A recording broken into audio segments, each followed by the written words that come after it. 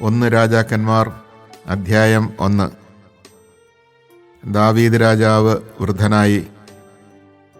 പരിചാരകർ അവനെ പുതപ്പിച്ചിട്ടും കുളിരു മാറിയില്ല. അവർ അവനോട് പറഞ്ഞു, യജമാനനായ രാജാവിന് വേണ്ടി ഒരു യുവതിയെ ഞങ്ങൾ അന്വേഷിക്കട്ടെ. അവൾ അങ്ങയെ പരിചരിക്കുകയും അങ്ങയോട് ചേർന്ന് കിടന്ന് ചൂടുപകരുകയും ചെയ്യട്ടെ. അവർ സുന്ദരിയായ ഒരു യുവതിയെ ഇസ്രായേലിലെങ്ങും അന്വേഷിച്ചു. ഷൂനാംകാരി അഭിഷാഗിനെ കണ്ടെത്തി അവളെ രാജസന്നിധിയിൽ കൊണ്ടുവന്നു. അതീവ സുന്ദരിയായിരുന്ന അവൾ രാജാവിനെ ശുശ്രൂഷിച്ചു. എന്നാൽ രാജാവ് അവളെ അറിഞ്ഞില്ല. അക്കാലത്ത് ഹഗീത്തിന്റെ മകൻ അദോനിയ താൻ രാജാവാകുമെന്ന് വൻപ് പറഞ്ഞു. അവൻ രഥങ്ങളെയും കുതിരക്കാരെയും 50 അകമ്പടിക്കാരെയും ഒരുക്കി. നീ എന്താണ് ചെയ്യുന്നത് എന്ന് ചോദിച്ച് ഒരിക്കലും പിതാവായ ദാവീദ് അവനെ ശാസിച്ചിരുന്നില്ല. അബ്സലോമിന് ശേഷം ജനിച്ച അവനും അതികോമളനായിരുന്നു. അവൻ സെരൂയായുടെ മകൻ യോവാബിനോടും പുരോഹിതൻ അബിയാഥറിനോടും ആലോചിച്ചു. അവർ അവന് പിന്തുണ നൽകി. എന്നാൽ പുരോഹിതൻ സാദോക്ക്, യഹോയാദായുടെ മകൻ ബനായ, പ്രവാചകൻ നാഥാൻ, ഷെമയി, റേയി എന്നിവരും ദാവീദിന്റെ അംഗരക്ഷകരായ ധീരയോദ്ധാക്കളും അവന്റെ പക്ഷത്ത് ചേർന്നില്ല. ഒരു ദിവസം അദോനിയ എൻറോഗേൽ അരുവിയുടെ സമീപത്തുള്ള സൊഹലത്ത് കല്ലിനരികെ ആടുകളെയും കാളക്കുട്ടികളെയും മെഴുത്ത കാലികളെയും ബലിയർപ്പിച്ചു. ബലിയോടനുബന്ധിച്ച വിരുന്നിന് ദാവീദ് രാജാവിൻ്റെ പുത്രന്മാരായ തൻ്റെ എല്ലാ സഹോദരന്മാരെയും യൂദായിലെ എല്ലാ രാജസേവകന്മാരെയും അവൻ ക്ഷണിച്ചിരുന്നു. എന്നാൽ പ്രവാചകൻ നാഥാൻ, ബനായ, രാജാവിൻ്റെ അംഗരക്ഷകരായ യോദ്ധാക്കൾ, തൻ്റെ സഹോദരൻ സോളമൻ എന്നിവരെ അവൻ ക്ഷണിച്ചില്ല. സോളമൻ്റെ അമ്മ ബത്ശബയോട് നാഥാൻ പറഞ്ഞു, നമ്മുടെ യജമാനനായ ദാവീദ് അറിയാതെ ഹഗീത്തിന്റെ മകൻ അദോനിയ രാജാവായിരിക്കുന്നുവെന്ന് നീ കേട്ടില്ലേ? നിന്റെയും നിന്റെ പുത്രൻ സോളമൻ്റെയും ജീവൻ രക്ഷിക്കാൻ എൻ്റെ ഉപദേശം സ്വീകരിക്കുക. ഉടൻ ചെന്ന് ദാവീദ് രാജാവിനോട് പറയുക, എൻ്റെ യജമാനനായ രാജാവേ, എൻ്റെ മകൻ സോളമൻ അങ്ങയുടെ പിൻഗാമിയായി സിംഹാസനത്തിൽ ഉപവിഷ്ടനാകുമെന്ന് ഈ ദാസിയോട് അങ്ങ് ശപഥം ചെയ്തിട്ടില്ലേ? പിന്നെ എന്തുകൊണ്ടാണ് അദോനിയ രാജാവായിരിക്കുന്നത്? നീ രാജാവുമായി സംസാരിച്ചുകൊണ്ടിരിക്കുമ്പോൾ തന്നെ ഞാൻ വന്ന് നിന്നെ പിന്താങ്ങിക്കൊള്ളാം. ബത്ശബ ശയനമുറിയിൽ രാജാവിൻ്റെ അടുക്കൽ ചെന്നു. ഷൂനാംകാരി അഭിഷാഗ് വൃദ്ധനായ അവനെ പരിചരിക്കുകയായിരുന്നു. ബത്ശബ രാജാവിനെ താണു വണങ്ങി. എന്താണ് നിന്റെ ആഗ്രഹം? രാജാവ് അവളോട് ചോദിച്ചു. അവൾ പറഞ്ഞു, യജമാനനെ, എൻ്റെ മകൻ സോളമൻ അങ്ങയ്ക്ക് ശേഷം സിംഹാസനത്തിൽ ഉപവിഷ്ടനാകുമെന്ന് ദൈവമായ കർത്താവിൻ്റെ നാമത്തിൽ അങ്ങ് എന്നോട് സത്യം ചെയ്തിരുന്നല്ലോ. ഇപ്പോഴിതാ അദോനിയ രാജാവായിരിക്കുന്നു. യജമാനനായ രാജാവ് ഇതറിയുന്നുമില്ല. അവൻ കാളകളെയും കൊഴുത്ത അനേകം ആടുമാടുകളെയും ബലിയർപ്പിക്കുകയും അങ്ങേ എല്ലാ പുത്രന്മാരെയും പുരോഹിതൻ അബിയാഥറിനെയും സേനാനായകൻ യോവാബിനെയും വിരുന്നിന് ക്ഷണിക്കുകയും ചെയ്തു. എന്നാൽ അങ്ങയുടെ ദാസനായ സോളമനെ ക്ഷണിച്ചില്ല. എൻ്റെ യജമാനനായ രാജാവേ, അങ്ങയുടെ പിൻഗാമിയായി ആരാണ് സിംഹാസനത്തിൽ വാഴുക എന്ന് അങ്ങ് പ്രഖ്യാപിക്കുന്നത് കേൾക്കാൻ ഇസ്രായേൽ ജനം കാത്തിരിക്കുകയാണ്. അങ്ങ് പിതാക്കന്മാരോട് ചേരുമ്പോൾ എന്നെയും എൻ്റെ മകൻ സോളമനെയും അവർ രാജ്യദ്രോഹികളായി കണക്കാക്കും. അവൾ രാജാവിനോട് സംസാരിച്ചു കൊണ്ടിരിക്കുമ്പോൾ പ്രവാചകൻ നാഥാൻ കടന്നു വന്നു. അവൻ വന്ന വിവരം രാജാവിനെ അറിയിച്ചു. നാഥാൻ രാജസന്നിധിയിൽ താണു വണങ്ങി. അവൻ രാജാവിനോട് ചോദിച്ചു, എൻ്റെ യജമാനനായ രാജാവേ, അദോനിയ അങ്ങയുടെ പിൻഗാമിയായി ഭരിക്കണമെന്നും അവനാണ് അങ്ങയുടെ സിംഹാസനത്തിൽ ഉപവിഷ്ടനാകേണ്ടതെന്നും അങ്ങ് കൽപ്പിച്ചിട്ടുണ്ടോ? അവൻ ഇന്ന് കാളകളെയും കൊഴുത്ത അനേകം ആടുമാടുകളെയും ബലിയർപ്പിച്ചു. എല്ലാ രാജകുമാരന്മാരെയും സേനാധിപന്മാരെയും പുരോഹിതൻ അബിയാഥറിനെയും വിരുന്നിന് ക്ഷണിച്ചിരിക്കുന്നു. അവർ അവനോടുകൂടെ തിന്നുകുടിക്കുകയും അദോനിയ രാജാവ് നീണാൾ വാഴട്ടെ എന്ന് ആർപ്പ് വിളിക്കുകയും ചെയ്യുന്നു. എന്നാൽ അങ്ങേ ദാസനായ എന്നെയും പുരോഹിതൻ സാദോക്കിനെയും യഹോയാദായുടെ മകൻ ബെനായയെയും അങ്ങയുടെ ദാസനായ സോളമനെയും ക്ഷണിച്ചിട്ടില്ല. യജമാനനായ രാജാവിൻ്റെ പിൻഗാമിയായി സിംഹാസനത്തിലിരിക്കേണ്ടത് ആരെന്ന് അങ്ങയുടെ ദാസരെ അറിയിച്ചിട്ടില്ലല്ലോ. ഇക്കാര്യം അങ്ങയുടെ കൽപ്പന അനുസരിച്ച് തന്നെയാണോ നടന്നത്? അപ്പോൾ ബത്ശബായെ വിളിക്കാൻ രാജാവ് ആജ്ഞാപിച്ചു. അവൾ രാജാവിൻ്റെ മുൻപാകെ വന്നു നിന്നു. അവൻ ശപഥം ചെയ്തു, സകല കഷ്ടതകളിലും നിന്ന് എന്നെ രക്ഷിച്ച കർത്താവാണേ, നിന്റെ മകനായ സോളമൻ എനിക്ക് ശേഷം എൻ്റെ സിംഹാസനത്തിൽ വാഴുമെന്ന് ഇസ്രായേലിൻ്റെ ദൈവമായ കർത്താവിൻ്റെ നാമത്തിൽ നിന്നോട് ഞാൻ സത്യം ചെയ്തിട്ടുള്ളതനുസരിച്ച് ഇന്ന് ഞാൻ പ്രവർത്തിക്കും. ബത്ശബ രാജാവിനെ സാഷ്ടാംഗം നമസ്കരിച്ചുകൊണ്ട് പറഞ്ഞു, എൻ്റെ യജമാനനായ ദാവീദ് രാജാവ് എന്നേക്കും ജീവിക്കട്ടെ. പുരോഹിതൻ സാദോക്കിനെയും പ്രവാചകൻ നാഥാനെയും യഹോയാദായുടെ മകൻ ബെനായയെയും തൻ്റെ അടുത്തേക്ക് വിളിക്കുവാൻ ദാവീദ് രാജാവ് കൽപ്പിച്ചു. അവർ വന്നപ്പോൾ അവൻ പറഞ്ഞു, നിങ്ങൾ രാജസേവകന്മാരെ കൂട്ടിക്കൊണ്ട് എൻ്റെ മകൻ സോളമനെ എൻ്റെ കോവർകഴുതിയുടെ പുറത്തിരുത്തി ഗീഹോനിലേക്ക് കൊണ്ടുപോകുവിൻ. അവിടെ വച്ച് പുരോഹിതൻ സാദോക്കും പ്രവാചകൻ നാഥാനും അവനെ ഇസ്രായേലിൻ്റെ രാജാവായി അഭിഷേകം ചെയ്യട്ടെ. സോളമൻ രാജാവ് നീണാൾ വാഴട്ടെ എന്ന് കാഹളം മുഴക്കി ആർപ്പിടുവിൻ. അതിനുശേഷം നിങ്ങൾ അവൻ്റെ പിന്നാലെ പോരുക. അവൻ വന്ന് എൻ്റെ സിംഹാസനത്തിലിരുന്ന് എനിക്ക് പകരം ഭരണം നടത്തട്ടെ. ഇസ്രായേലിൻ്റെയും യൂദായുടെയും അധിപനായി അവനെ ഞാൻ നിയമിച്ചിരിക്കുന്നു. യഹോയാദായുടെ മകൻ ബെനായ രാജാവിനോട് പറഞ്ഞു, അപ്രകാരം സംഭവിക്കട്ടെ. യജമാനനായ രാജാവിൻ്റെ ദൈവമായ കർത്താവ് അപ്രകാരം തന്നെ കൽപ്പിക്കുമാറാകട്ടെ. കർത്താവ് യജമാനനായ രാജാവിനോട് കൂടെ എന്നതുപോലെ സോളമനോടുകൂടെയും ആയിരിക്കട്ടെ. അവൻ്റെ ഭരണം എൻ്റെ യജമാനനായ ദാവീദ് രാജാവിൻ്റേതിനേക്കാൾ മഹത്വപൂർണമാകട്ടെ.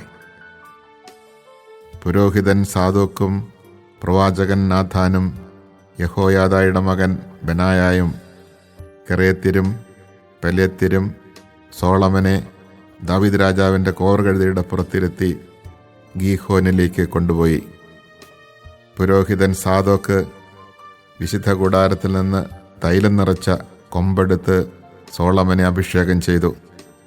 അവർ കാഹളം മുഴക്കി, സോളമൻ രാജാവ് നീണാൾ വാഴട്ടെ. ജനമാർപ്പ് വിളിച്ചു. കുഴലൂതുകയും ഭൂമി പിളരുമാറ് ആഹ്ലാദാരവം മുഴക്കുകയും ചെയ്തുകൊണ്ട് ജനം അവനെ അനുഗമിച്ചു. അദോനിയായും അതിഥികളും ആ സ്വരം കേട്ടു. അപ്പോഴേക്കും വിരുന്ന് കഴിഞ്ഞിരുന്നു. കാഹളനാദം കേട്ടപ്പോൾ എന്താണ് നഗരത്തിൽ ഘോഷം എന്ന് യോവാബ് ചോദിച്ചു. അവർ സംസാരിച്ചുകൊണ്ടിരിക്കെ പുരോഹിതൻ അബിയാഥറിൻ്റെ മകൻ യോനാഥാൻ അവിടെ വന്നു. അദോനിയ അവനോട് പറഞ്ഞു, വരിക, ധീരനായ നീ സദ്വാർത്ഥയും കൊണ്ടായിരിക്കുമല്ലോ വരുന്നത്. അങ്ങനെയല്ല, യോനാഥാൻ പറഞ്ഞു. നമ്മുടെ യജമാനൻ ദാവീദ് രാജാവ് സോളമനെ രാജാവാക്കിയിരിക്കുന്നു. പുരോഹിതൻ സാദോക്കിനെയും പ്രവാചകൻ നാഥാനെയും യഹോയാദായുടെ മകൻ ബെനായയെയും കെറേത്യരെയും പെലേത്യരെയും രാജാവ് അവനോടൊപ്പം അയച്ചിട്ടുണ്ട്. അവർ അവനെ രാജാവിൻ്റെ കോവർകഴുതിയുടെ പുറത്താണ് എഴുന്നള്ളിച്ചത്. പുരോഹിതൻ സാദോക്കും പ്രവാചകൻ നാഥാനും അവനെ ഗീഹോനിൽ വെച്ച് രാജാവായി അഭിഷേകം ചെയ്തു. പട്ടണം ഇളകി മറിയത്തക്കവണ്ണം ആഹ്ലാദാരവം മുഴക്കിക്കൊണ്ട് അവർ അവിടെ നിന്ന് മടങ്ങിപ്പോയി. അതാണ് നിങ്ങൾ കേട്ട ശബ്ദം. സോളമൻ സിംഹാസനത്തിൽ ആരൂഢനായിരിക്കുന്നു. മാത്രമല്ല രാജസേവകന്മാരും നമ്മുടെ യജമാനൻ ദാവീദ് രാജാവിനെ അഭിനന്ദിക്കാൻ ചെന്നിരുന്നു. അങ്ങയുടെ ദൈവം സോളമൻ്റെ നാമത്തെ അങ്ങയുടേതിനേക്കാൾ മഹനീയവും അവൻ്റെ ഭരണം അങ്ങയുടേതിനേക്കാൾ ശ്രേഷ്ഠവുമാക്കട്ടെ എന്ന് അവർ ആശംസിച്ചു. രാജാവ് കിടക്കയിൽ കിടന്നുകൊണ്ട് നമിച്ചു.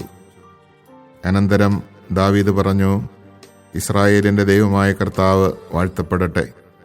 എൻ്റെ മക്കളിലൊരുവൻ സിംഹാസനത്തിലിരിക്കുന്നത് കാണാൻ അവിടുന്ന് എനിക്കിടവരുത്തി. അപ്പോൾ അദോനിയായുടെ അതിഥികൾ ഭയന്നെഴുന്നേറ്റ് താന്താങ്ങളുടെ വഴിക്ക് പോയി. സോളമനോടുള്ള ഭയം നിമിത്തം അദോനിയ ഓടിച്ചെന്ന് ബലിപീഠത്തിൻ്റെ വളർകോണിൽ പിടിച്ചു. സോളമൻ രാജാവ് എന്നെ വാളിനിരയാക്കുകയില്ലെന്ന് സത്യം ചെയ്യട്ടെ എന്ന് പറഞ്ഞു. അദോനിയ തന്നെ ഭയന്ന് ബലിപീഠത്തിൻ്റെ വളർകോണിൽ പിടിച്ചുകൊണ്ട് നിൽക്കുന്നു എന്ന് സോളമൻ അറിഞ്ഞു. അപ്പോൾ സോളമൻ പറഞ്ഞു, അവൻ വിശ്വസ്തനെങ്കിൽ അവൻ്റെ തലയിൽ നിന്ന് ഒരു രോമം പോലും വീഴുകയില്ല. കുറ്റക്കാരനെങ്കിൽ മരിക്കുക തന്നെ വേണം. സോളമൻ രാജാവ് അവനെ ബലിപീഠത്തെങ്കിൽ നിന്ന് ആളയച്ചു വരുത്തി. അവൻ രാജാവിനെ നമിച്ചു. സോളമൻ അവനോട് വീട്ടിൽ പോയിക്കൊള്ളുക എന്ന് ആജ്ഞാപിച്ചു. The First Book of Kings, Chapter 1. When King David was old and advanced in years, though they spread covers over him, he could not keep warm. His servants therefore said to him, Let a young virgin be sought to attend you, Lord King, and to nurse you. If she sleeps with your royal majesty, you will be kept warm. So they sought for a beautiful girl throughout the territory of Israel, and found Abishag the Shunammite, whom they brought to the king. The maiden, who was very beautiful, nursed the king and cared for him, but the king did not have relations with her. Adonijah, son of Haggith, began to display his ambition to be king. He acquired chariots, drivers, and 50 henchmen. Yet his father never rebuked him or asked why he was doing this. Adonijah was also very handsome and next in age to Absalom by the same mother. He conferred with Joab, son of Zeruiah, and with Abiathar the priest, and they supported him. However, Zadok the priest, Benaiah son of Jehoiada, Nathan the prophet, and Shimei and his companions, the pick of David's army, did not side with Adonijah. When he slaughtered sheep, oxen, and fatlings at the stone Zoheleth near En-Rogel, Adonijah invited all his brothers, the king's sons, and all the royal officials of Judah. But he did not invite the prophet Nathan, or Benaiah, or the pick of the army, or his brother Solomon. Then Nathan said to Bathsheba, Solomon's mother, Have you not heard that Adonijah, son of Haggith, has become king without the knowledge of our Lord David? Come now, let me advise you, so that you may save your life and that of your son Solomon. Go visit King David, and say to him, Did you not, Lord King, swear to your handmaid, Your son Solomon shall be king after me, and shall sit upon my throne? Why then has Adonijah become king? And while you are still there speaking to the king, I will come in after you and confirm what you have said. So Bathsheba visited the king in his room, while Abishag the Shunammite was attending him because of his advanced age. Bathsheba bowed in homage to the king, who said to her, What do you wish? She answered him, My lord, you swore to me, your handmaid by the Lord your God, that my son Solomon should reign after you and sit upon your throne. But now Adonijah has become king, and you, my lord king, do not know it. He has slaughtered oxen, fatlings, and sheep in great numbers. He has invited all the king's sons, Abiathar the priest, and Joab the general of the army, but not your servant Solomon. Now, my lord king, all Israel is waiting for you to make known to them who is to sit on the throne after your royal majesty. If this is not done, when my lord the king sleeps with his fathers, I and my son Solomon will be considered criminals. While she was still speaking to the king, the prophet Nathan came in. When he had been announced, the prophet entered the king's presence, and, bowing to the floor, did him homage. Then Nathan said, Have you decided, my lord king, that Adonijah is to reign after you and sit on your throne? He went down today and slaughtered oxen, fatlings, and sheep in great numbers. He invited all the king's sons, the commanders of the army, and Abiathar the priest, and they are eating and drinking in his company, and saying, Long live King Adonijah! But me, your servant, he did not invite, nor Zadok the priest, nor Benaiah son of Jehoiada, nor your servant Solomon. Was this done by my royal master's order, without my being told who was to succeed to your majesty's kingly throne? King David answered, Call Bathsheba here.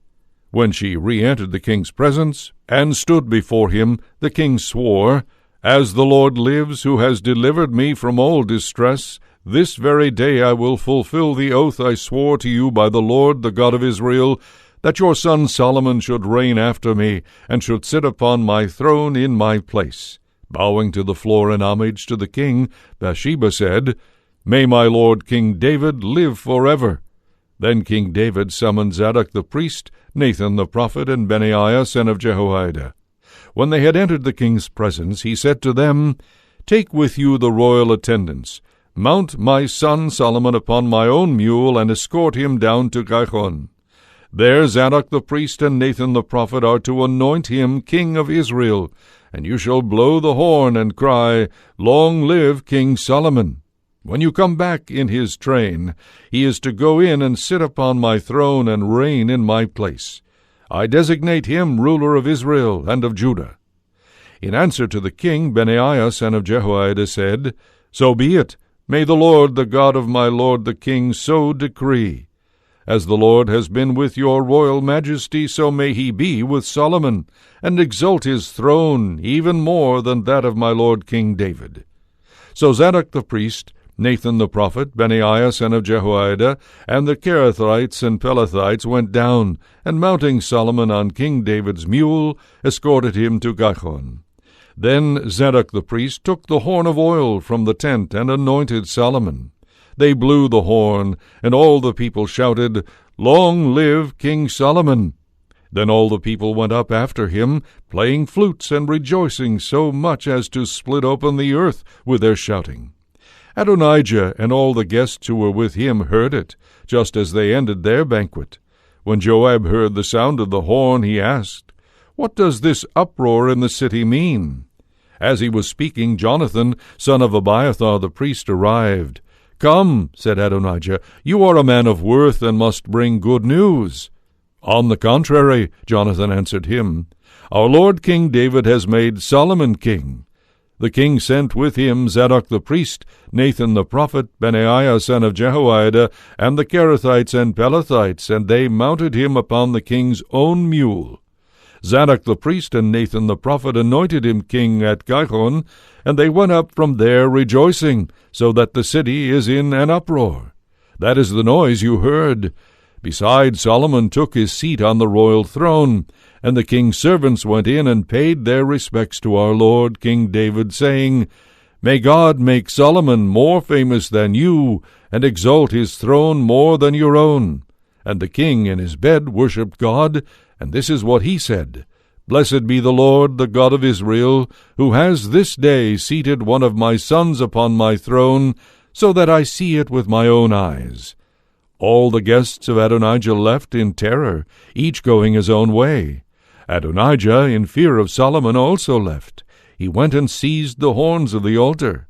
It was reported to Solomon that Adonijah, in his fear of King Solomon, had seized the horns of the altar and said, Let King Solomon first swear that he will not kill me, his servant, with the sword.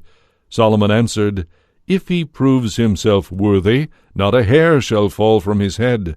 But if he is found guilty of crime, he shall die. King Solomon sent to have him brought down from the altar, and he came and paid homage to the king. Solomon then said to him, Go to your home.